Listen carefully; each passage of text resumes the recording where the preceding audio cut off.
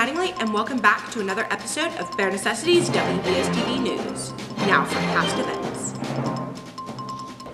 The Valentine's Day party was hosted in the dorms, and it was a lovely time. For the deaf, the ski trip was on February 26th, and for the blind, the ski trip was on February 27th. The students had a marvelous time skiing down the slopes. On February 28th, Tapestry for the deaf and the blind went down to Charleston to perform for the legislator. Keep your eye out for a video.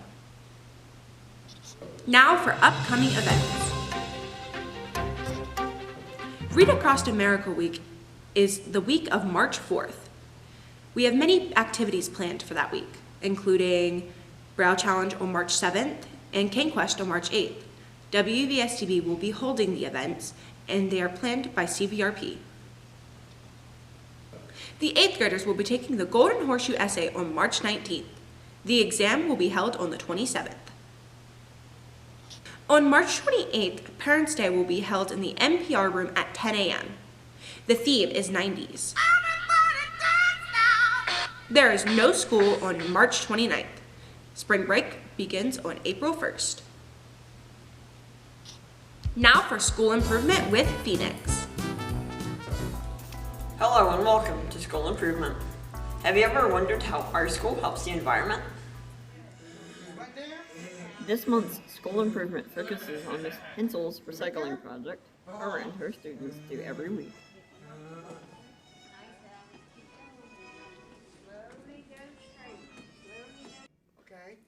Miss Hensel and some of her students have created recycling boxes for her classrooms to recycle recyclable materials. Every week, Miss Hensel and her students go from classroom to classroom to collect such materials. Then they shred the paper and send it off to recycle.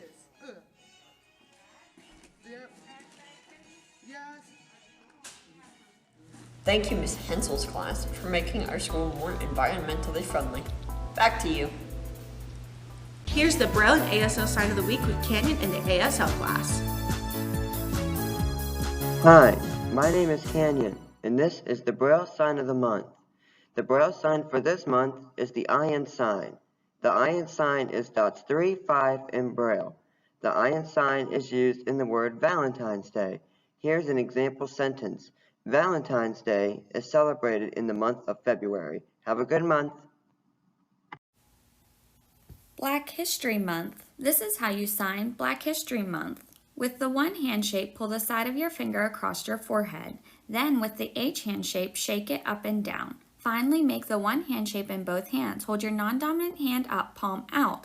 With your dominant hand, palm in, place the back of the pointer fingers together perpendicularly. Pull the dominant hand down into the base of the non-dominant finger. Unity. This is how you sign Unity. With the 9 hand shape, interlock the fingers. Make a circle in the air, starting near the chest, going away from the body, and then returning. Love. This is how you sign love. Make an A hand shape with both hands, then place the fists at the alternate shoulder. Date. This is how you sign date. Make the D hand shape with both hands. At chest level, tap the enclosed portions of the D's together. Cupid. This is how you sign Cupid. Flutter both hands in a B hand shape, B to bent B at the shoulder height. Then, with both hands in the 8 hand shape, touch the thumbs together, pull back the dominant hand, and release into the 5 hand shape.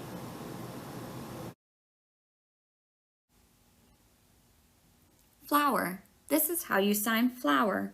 With the dominant hand in a flat O hand shape, tap the fingertips on both sides of the nose.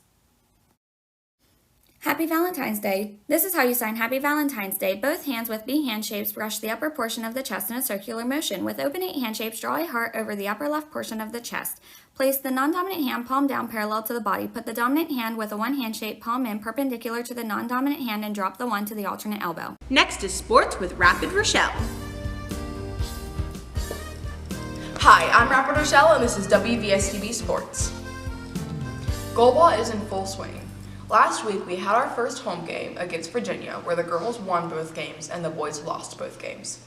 Then we traveled to Maryland where the girls and boys won all of their games. Here are some clips from both games.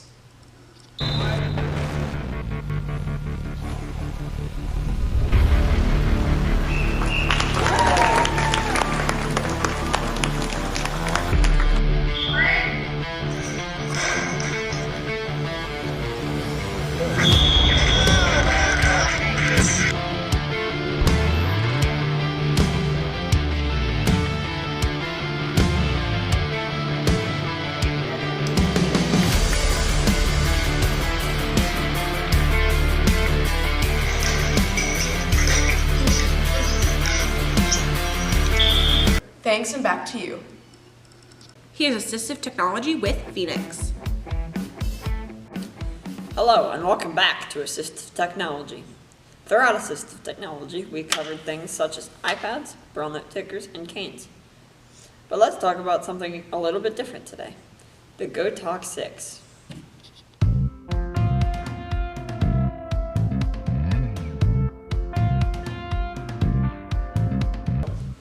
Alex from Ask Alex has volunteered to give us her point of view on this wonderful device.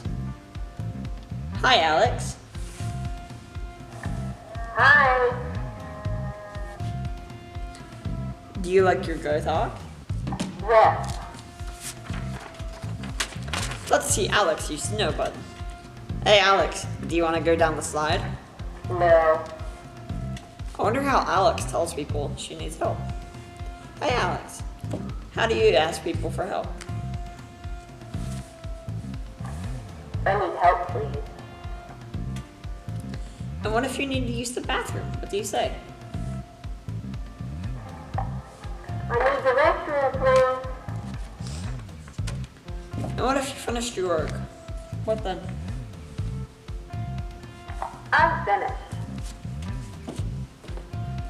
Alex also has this cool music carrying case for her GoTalk that she can wear around her neck if she ever needs her GoTalk on the go. Thank you, Alex, for sharing today. I'm finished.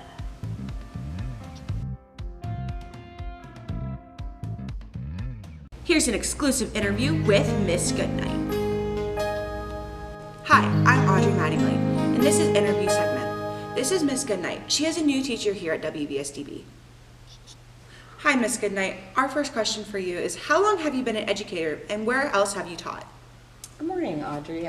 This is my 12th year, and it's my first year here, as you know. And prior to this, I taught at Mannington Middle School, at North Marion High School, 100 High School, and Long Drain School. Oh, so a variety of different schools. Yes. I love that. Thank you. So, second question for you is, what subjects do you teach here at WVSDB? Well, I'm currently teaching social studies, and I currently have classes for 8th grade, 9th grade, 11th, and 12th grade. And I'm also teaching a class, it's called Grow Your Own. It's Introduction to Education with West Liberty. Okay. Our third question for you is, what's the difference between teaching at a public school versus blind low vision kids here at WVSDB? Well, there are many, but I think one of the biggest challenges for me has been learning to teach without the visual element that I realized I relied on for certain things. And so trying to put that picture into the 1,000 words, or however many words you need, to make it sort of come to life for students. That is understandable. Now, our final question for you is, what is a positive from coming from a public school into a smaller, individualized school like WVSDB? Again, there are probably many, but I think I'm going to focus on the small class size again and being able to really relate to what your students are interested in and to focus what you're learning to, as you know, to get into more in-depth discussions about topics of interest. And also just to, I think you can address more learning styles that way. Yes. Well, thank you so much, Miss Goodnight. You're welcome. It was a pleasure. Thank you. Thank you for watching Bare Necessities WVSTV News. Come back next month.